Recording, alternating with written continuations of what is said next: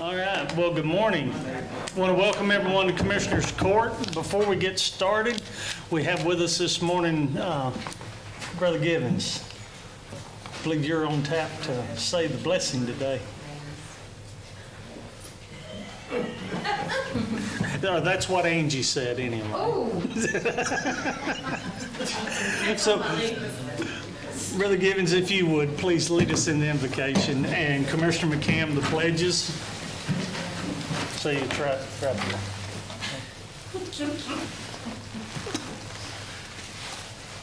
Heavenly Father, we come realizing that without you we can do nothing.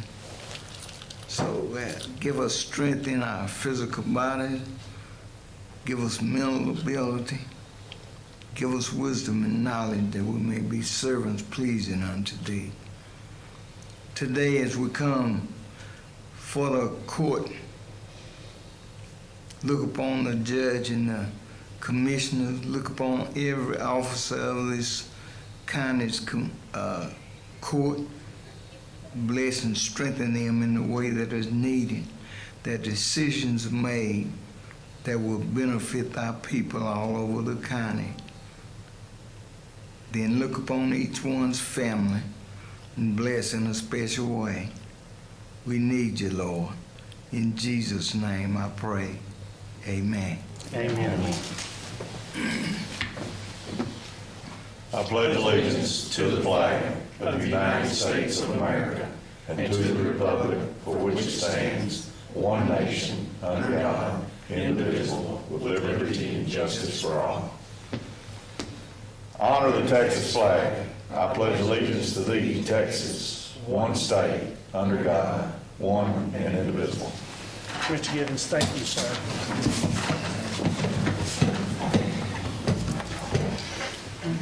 Well, the time is 9:03. We do have a quorum, so we will call this meeting of Commissioners Court to order.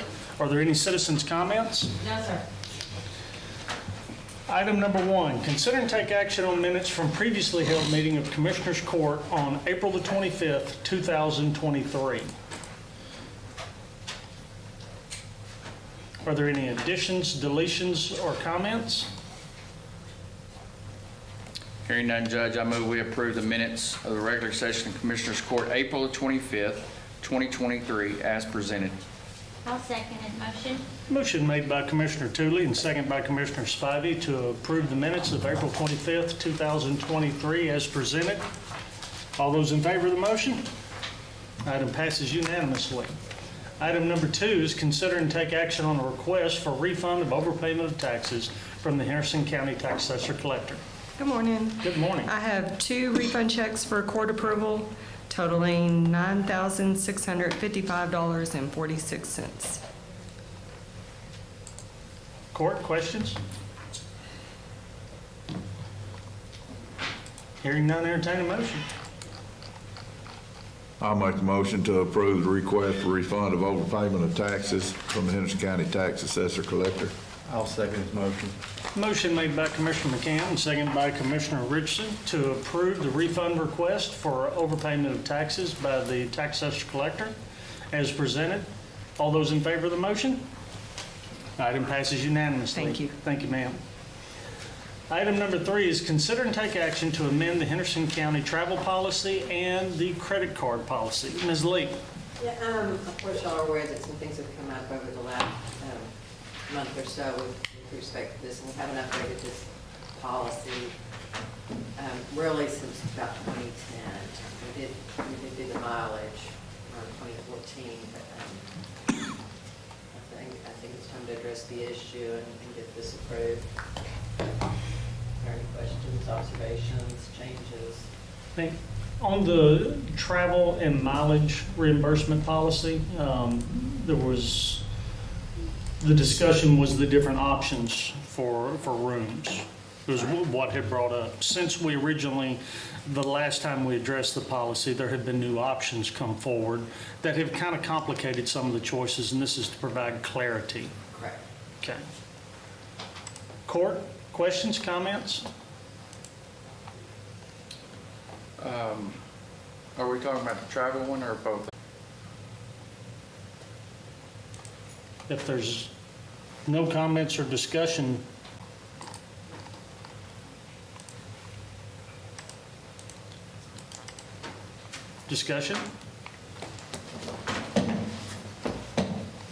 How many credit cards do we have that are issued out?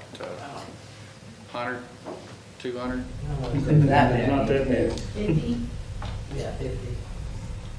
And are ever one of them directly tied to, will be tied to this policy? Yes. Other than transport deputies, and that's a whole separate issue, but yes. And what would that difference be? They don't fall under this travel policy because they're traveling with inmates and they have to feed them. And Oh, okay, I got you.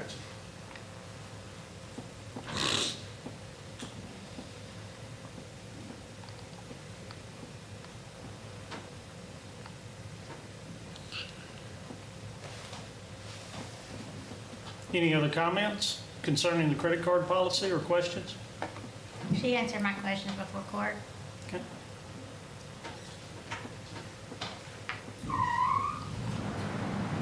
Well, if there's no more discussion, we'll entertain a motion to approve both the travel policy, the amended travel and lodging policy, along with the credit card policy as well.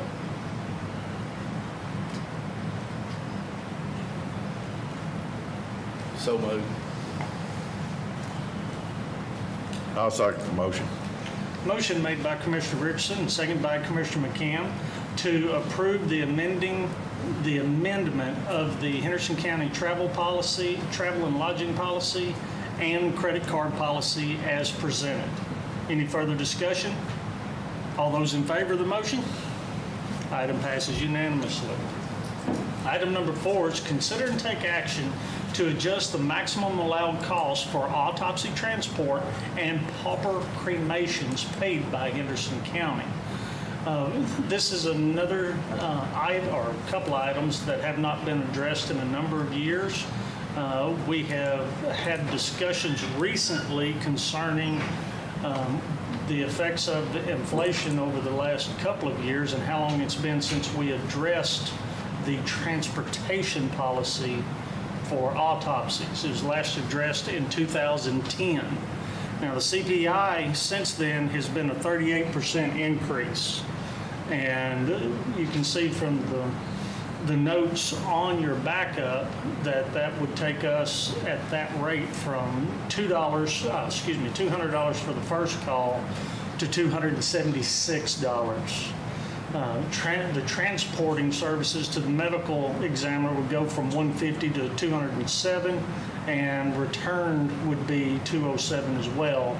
And the body bag would go from $100 to $138 following CPI. Now, what I'm going to suggest is that we pick a number that's a little more round and manageable, but I wanted to present that before the court today. As it has been since 2010, we have been paying these same rates. Questions?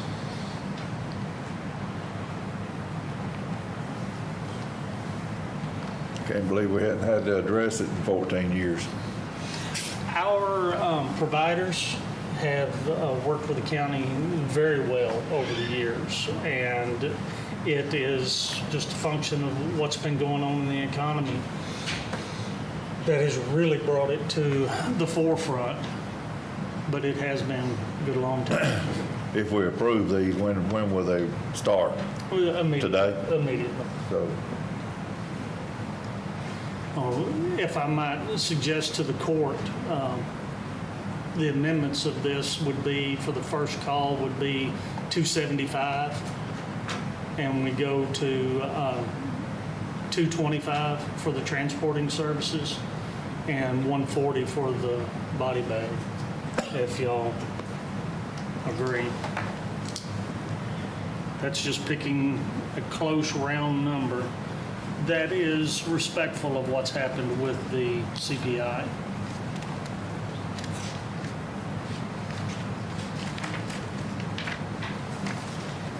What about the cremation? once, if y'all are in agreement with this, we'll move to the cremation side as well.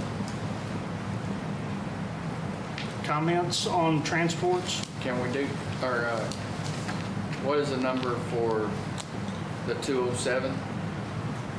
The 207, that is for transporting services. But we want to go, we want to go to 225? That is what I am proposing, given the fluctuating in fuel prices.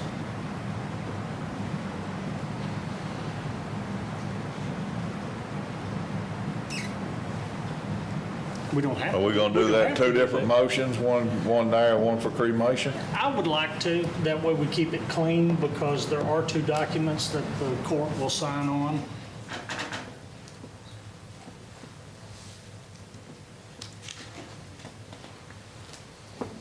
Well, I move that we change the number for first call fee to 275, the transporting service and medical examiner, to and from to 225, and the body bag to 140. Second. Motion made by Commissioner McCam and second by Commissioner Tooley to approve the autopsy transport rates of $275 for first call, $225 for each transport, and $140 for the body bag. Any further discussion? I need to ask one question. Please. Sheriff, are we having any problems getting anybody to answer the call? No, sir, not at all. They just probably won't have no problems now that we've moved it up, but you haven't had any in the past? No, sir. That's all. Ms. Carpenter, you have had discussions with a couple of the vendors. Yes, sir. Or at least one that I know of. Would you mind presenting that testimony to the court, that discussion? Just that some of them are having to travel far, and they, our total amount isn't enough to cover their expenses, so they're actually losing money to transport for us.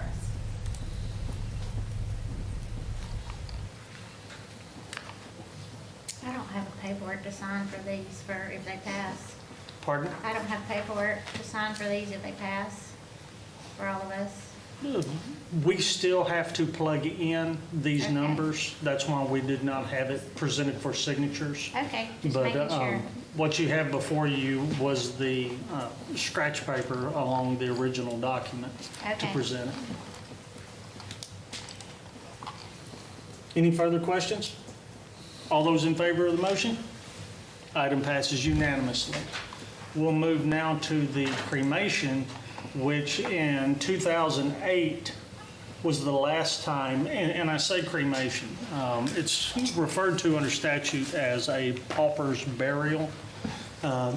Back in 2008, given the expense involved with burial and the circumstances surrounding these individuals who have no family, no contact, they are specifically on their own, the county moved to using cremation.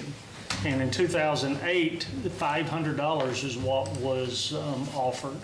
Now, we have had contact from one or two different providers that does our cremation, and Ms. Goggins, you visited with them.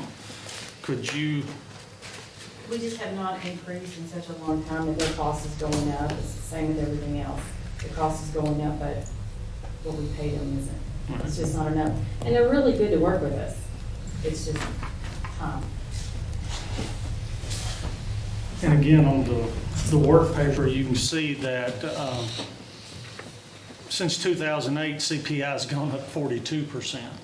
And applying that same metric in, it takes us up to $708, which court be open to a nice round number if you'd like to propose. Do we know what the rate is for that now, or are we just estimating what by everything else? We're following that same trend, following CPI. Okay.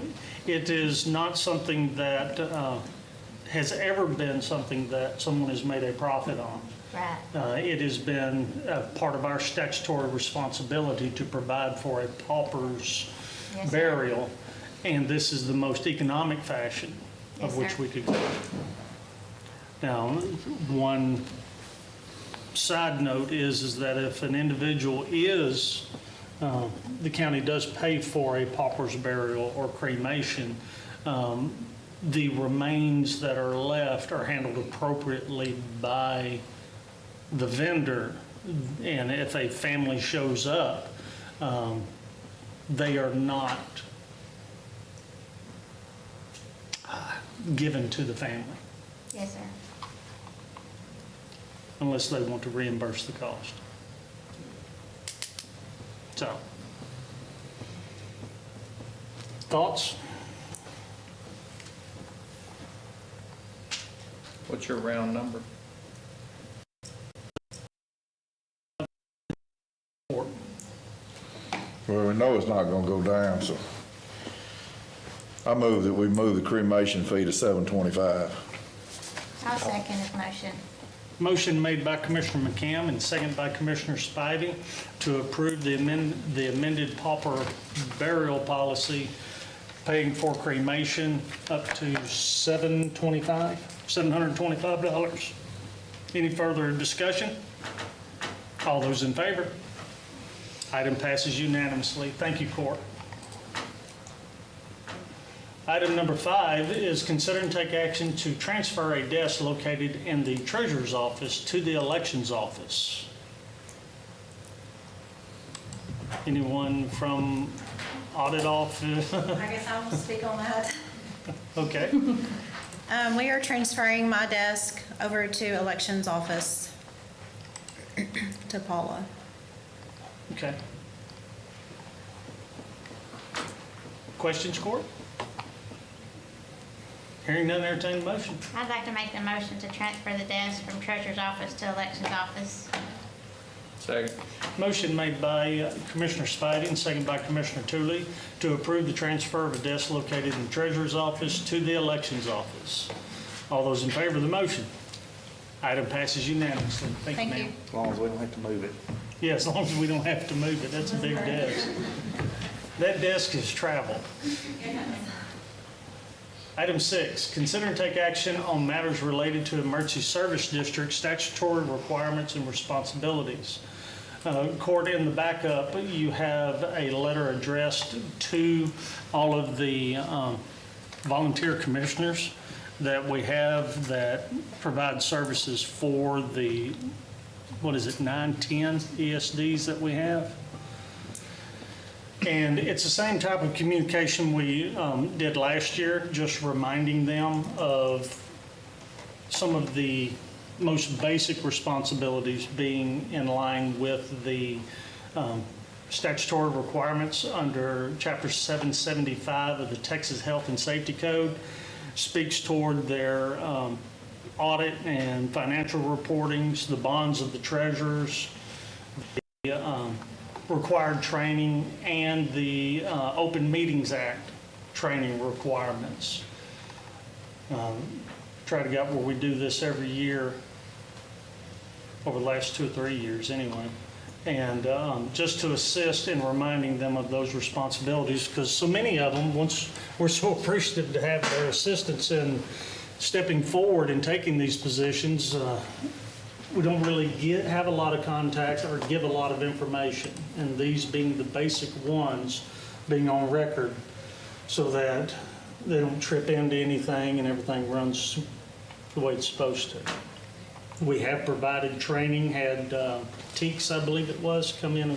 Safe D came in a couple of years ago to offer some of their 6-hour training hours. I think Gary Dennis is trying to get that together again with Safety to come in and give another training course for them, so he's working on that. Okay. Questions, comments?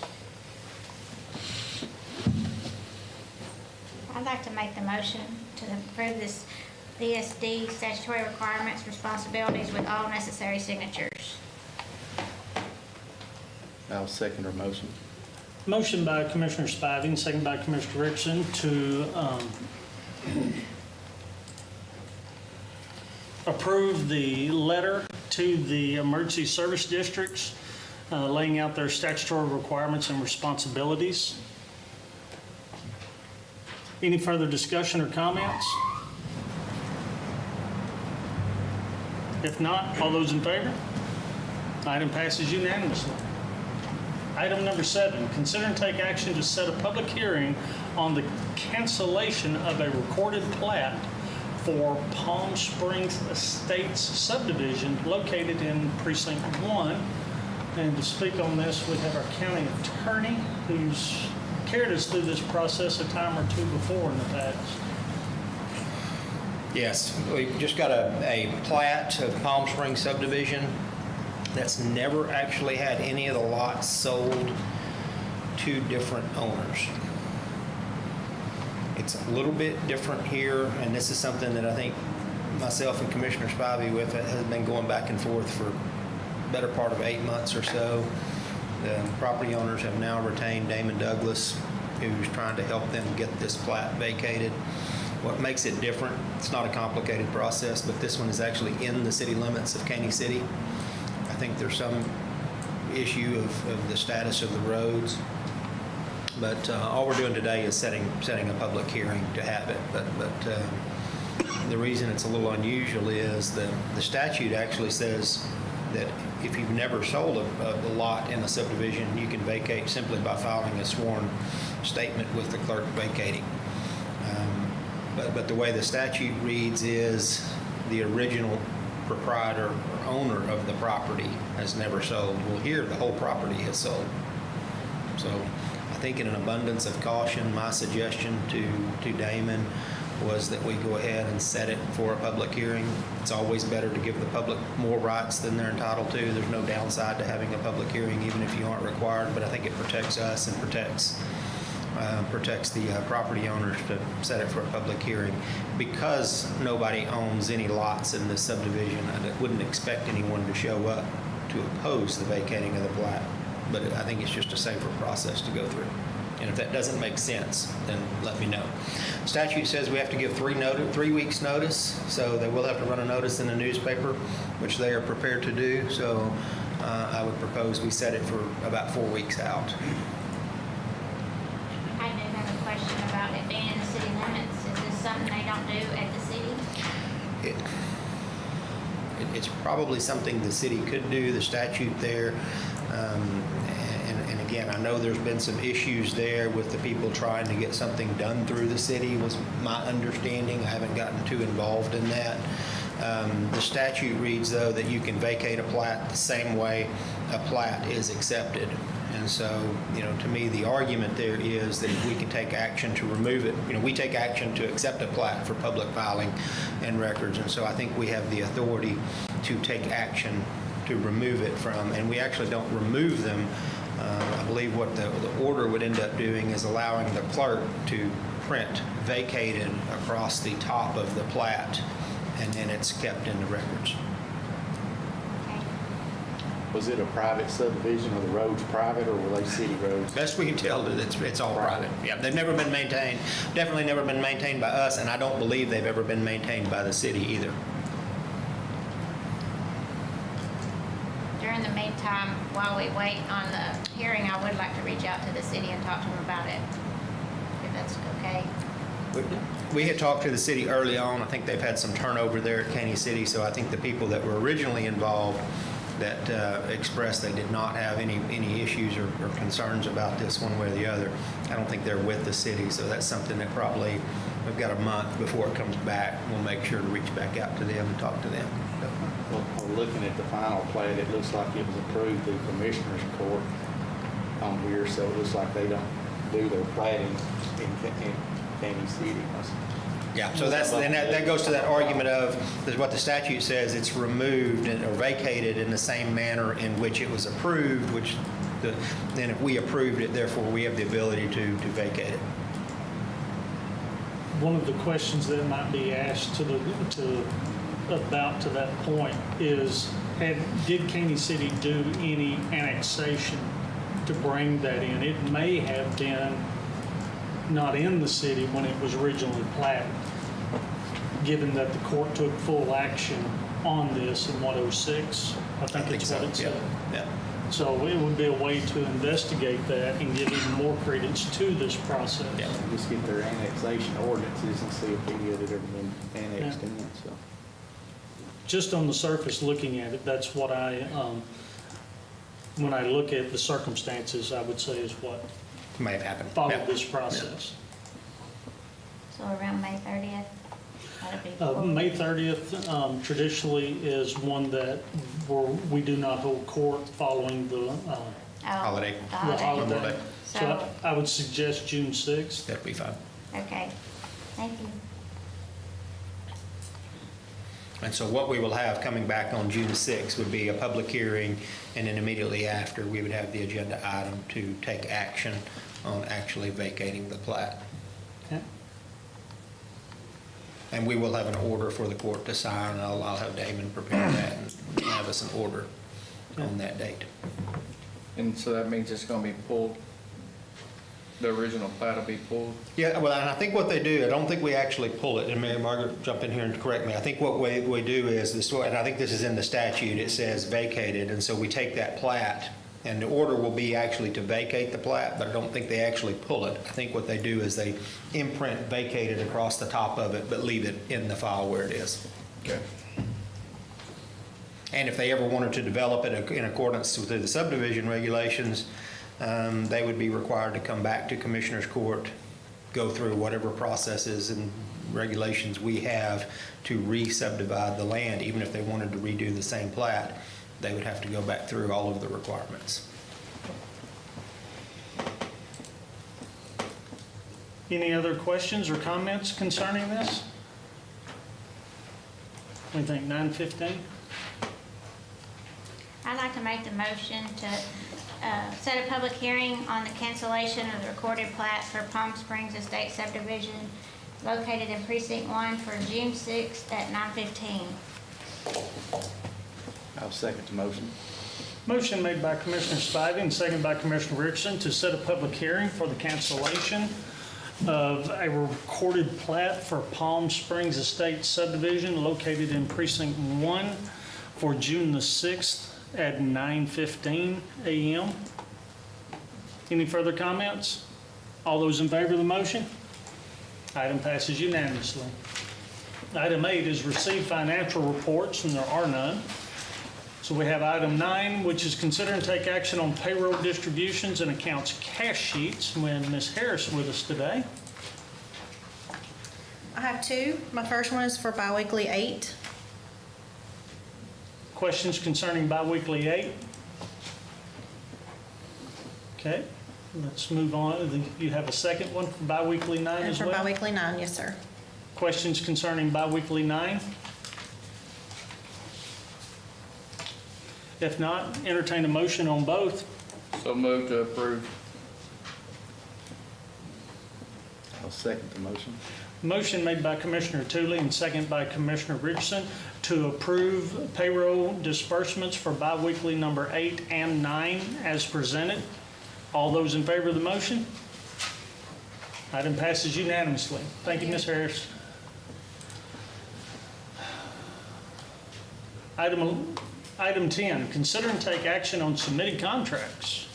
And this morning, we have one with what is called G-Works, and I was hoping our IT director would be here.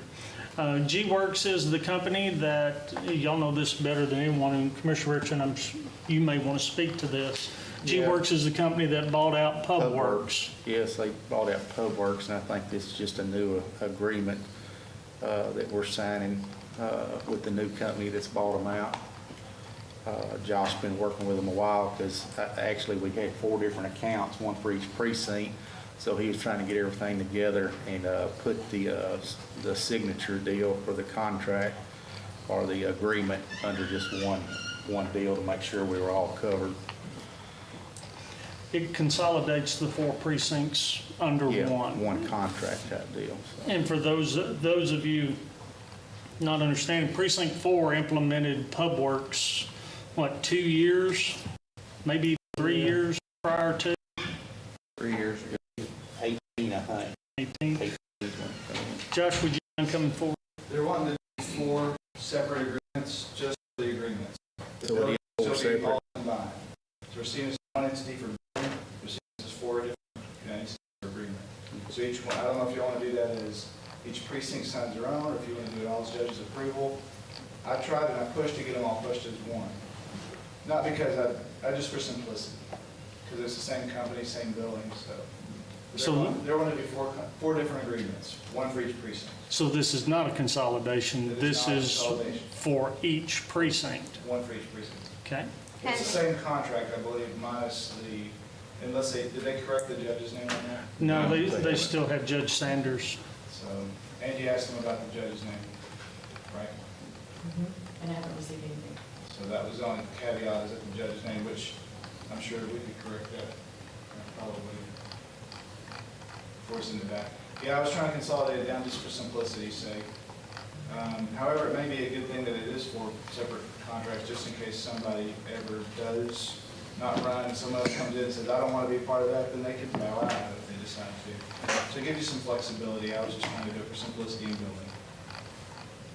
Okay, Has the contract gone up in price any, or is it about the same? It's exactly the same. It's just the agreement had to be updated because of the name change to G-Works she works. from Publix. Thank you. Has Clint overlooked this?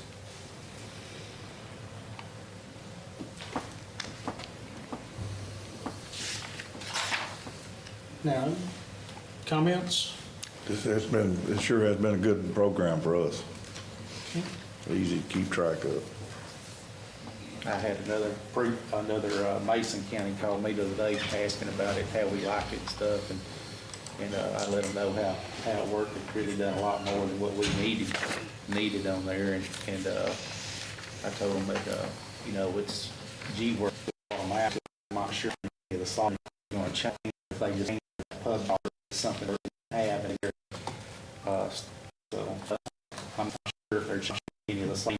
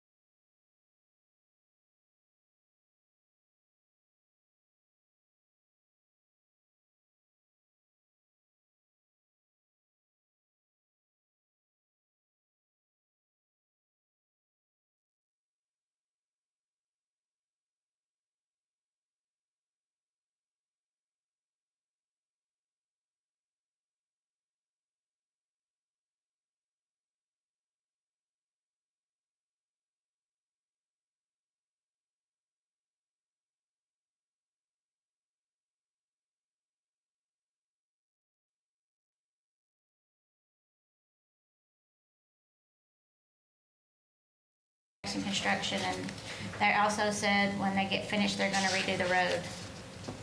Okay. Court, questions for the commissioner? Entertain a motion. I'd like to make the motion to approve the right-of-way agreement with Jackson Construction to work in the right-of-way along St. Paul, located in Precinct 1 with Commissioner's authorization to sign. Second.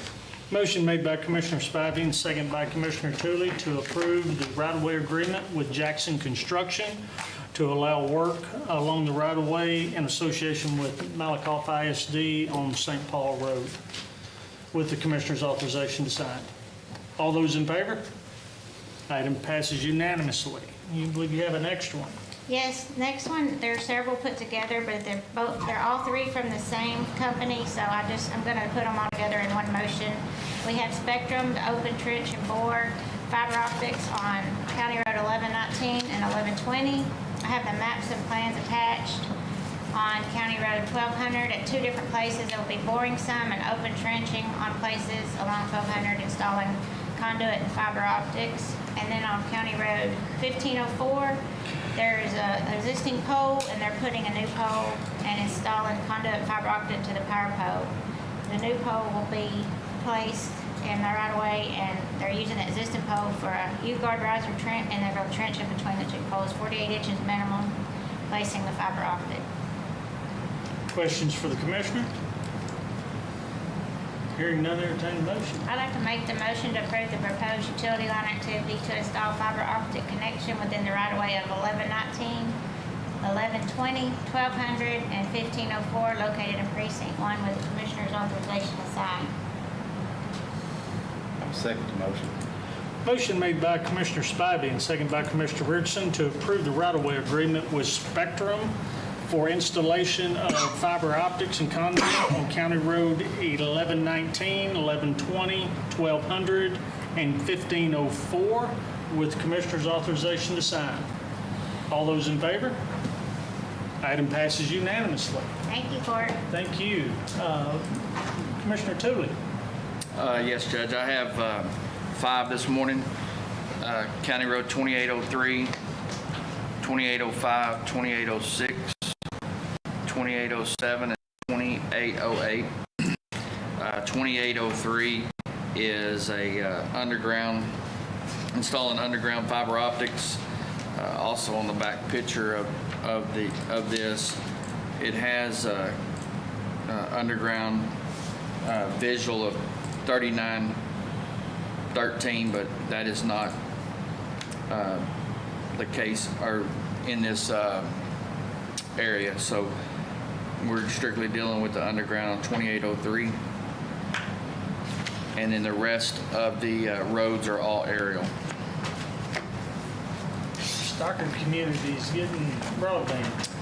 Going to be some high-tech people out there now. Questions for the commissioner? Hearing none, Judge, I move we approve the proposed utility line activity on County Road 2803, 2805, 2806, 2807, and 2808 with the Commissioner's authorization to sign. I'll second his motion. Motion made by Commissioner Tooley and second by Commissioner Spivey to approve the right-of-way agreement with Spectrum Gulf Coast for fiber optics and conduit placement on County Roads 2803, 2805, 2806, 2807, and 2808 with the Commissioner's authorization to sign. All those in favor of the motion? Item passes unanimously. Item 12 is consider and take action on submitted budget amendments, which we have none. Now, item 13 is consider and take action on payment of bills. Ms. Carpenter. Yes, sir, we have fiscal year 2023 in the amount of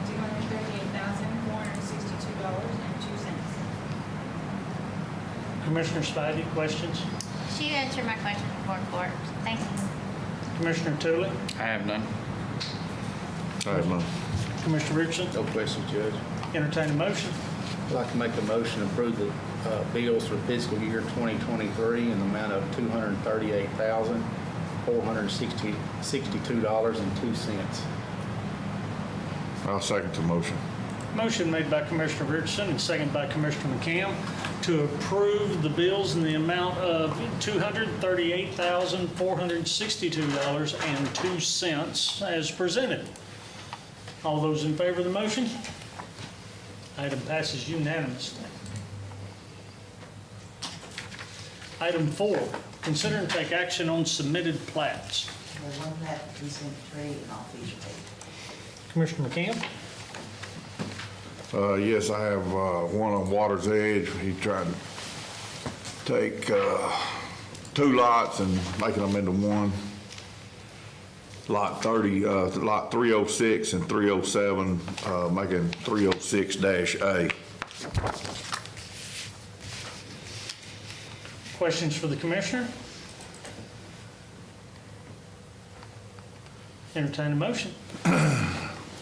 I move to approve the re-subdivision of lots 306 and 307 and making 306-A, which on the plat, it does not have that. It just has re-subdivision of lot 306 and 307.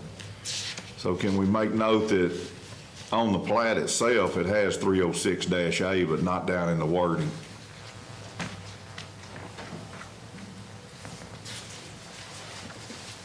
You see what I'm... Yes, sir. Yes, sir. I move that we approve, Filing purposes. filing purposes only. I'll second his motion. Motion made by Commissioner McCam and second by Commissioner Spivey to approve the replat of lots 306 and 307 of Waters Edge Ranch Phase 3, creating lot 306-A. Any further for filing purposes only? Any other comments? All those in favor of the motion? Item passes unanimously. Item 15, open and consider bids. Ms. Nicholson. Good morning. Good morning. I have to present for approval to release the haul and transport bid for this year.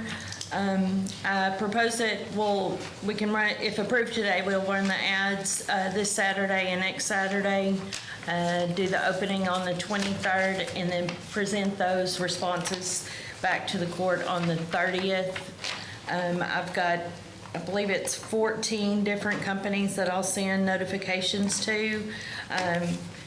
2 of those will be new companies that have contacted me throughout the year that want to get on our bid list. Is there a way that we could bump up, because we're not going to have court on the 30th? And have these co-mingle at June 1st? With local government code, we've got to, it has to be at least 2 weeks, so there's no way to make it any sooner. Okay. So- June the 6th would be, to meet all the statutory requirements, June 6th would be the earliest we could take action, unless we do have court on the 30th. I'd say June 6th. Okay. Any other questions or comments concerning the haul and transport bid? I do have another question, and I don't know if this is the time to ask it, but I'm going to ask it. These bids are going to run from June to June now. We really need our bids to be January the 1st.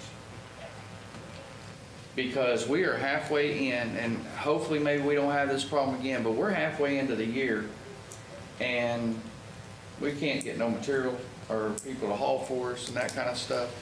So how would we go back as Commissioners Court to say that we need a January 1st start date? There are a couple of methods. There's one that, moving forward, you put the ending of all bids going out to be December 31st. Or you can go ahead and continue the year process and go out for rebid early. We are allowed under statute to rebid, that we can rebid after 60 days. Yes.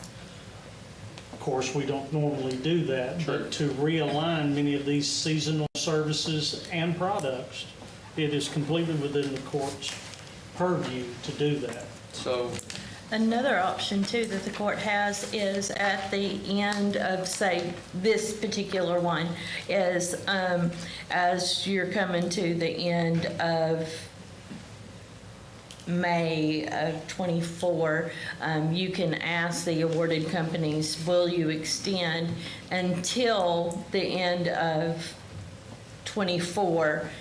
And we're going to rebid starting with a January of '25. So just extend for a short term, 6-month term. So that's also an option that the court has.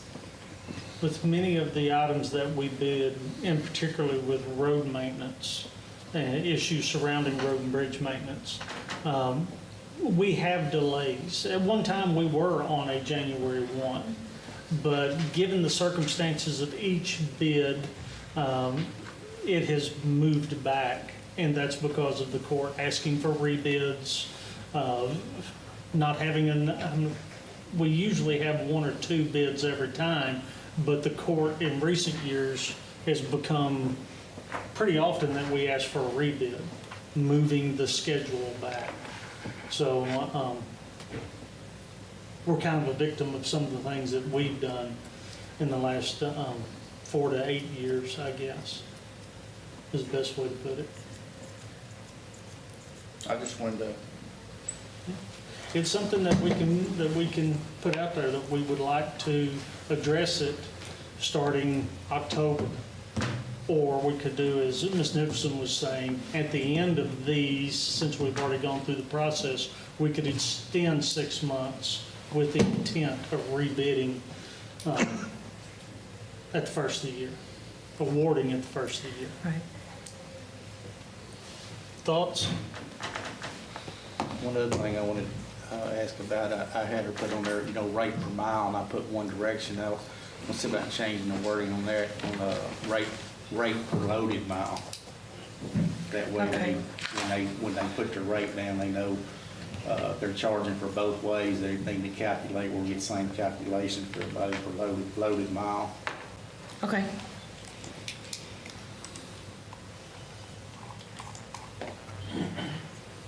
Any other comments or thoughts? We'll entertain a motion with the reflected changes. I'll make the motion with the amended changes. I'll second the motion. Motion made by Commissioner Spivey, second by Commissioner Richardson, to approve the amended 2023 haul and transport bid specifications. Any further discussion? All those in favor of the motion? Item passes unanimously. Thank you, Clerk. Thank you.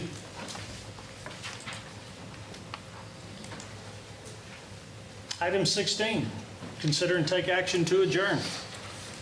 so moved. Second. Motion made by Commissioner Tooling, second by Commissioner Spivey, to adjourn at 9:50 a.m. All those in favor of the motion? Item passes unanimously. Thank you for being with us today.